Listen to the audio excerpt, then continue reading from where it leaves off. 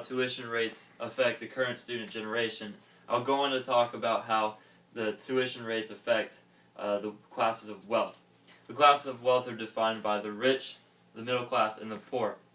The rich are able to pay their tuition rates without barely any debt. The middle class is able to pay their tuition rates with a little bit of debt, maybe a little bit more, and the poor are not able to pay their tuition rates. If they do, they have a lot of debt. This creates a large difference in between each class of wealth. This is very detrimental to the United States as a whole. Derek Evans on November 19th, 2012 says that tuition is making the gap between middle class, the classes of wealth, larger by the year.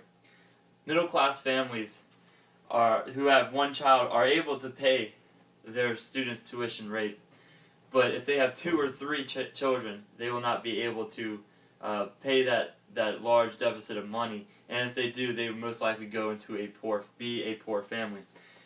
Now that I've talked about how classes of wealth are affected by the tuition rates, I'll go on to talk about how tuition affects the equal opportunity. Equal opportunity is discussed in a lot of political events. It's discussed in debates, and is also discussed across the world with the president. Under the United States Civil Rights Act of 1964, it is quoted as amended. It is, quote, as amended, protects applicants and employees from discrimination in hiring, promotion, discharge, pay, fringe, benefits, job training, classification, referral, and any other aspects of employment on the basis of race, color, sex, including pregnancy, or natural origin. After 46 years of this amendment being in act, we need to act upon it.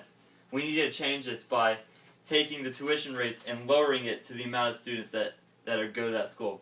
By that I mean the amount of students affect the tuition rates.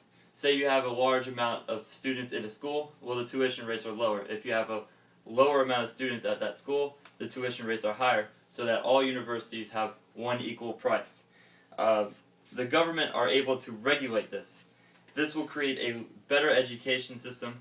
It also increase our education's rank throughout the world. As Jason Tomasi says on July 9th, 2012, in higher education, the U.S. ranks 2nd in enrollment, but it is ranked 74th in engineering and science degrees. This can be increased with the lower of tuition rates. Many Americans believe that we need to have lower tuition costs, but we do need to realize that we have to act upon it. In order to act upon it, we have to realize that it is hurting our current generation and future generation of students. It is also putting the middle class and lower class in a disadvantage, and it is also not equal.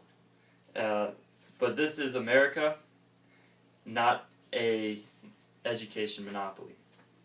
Done.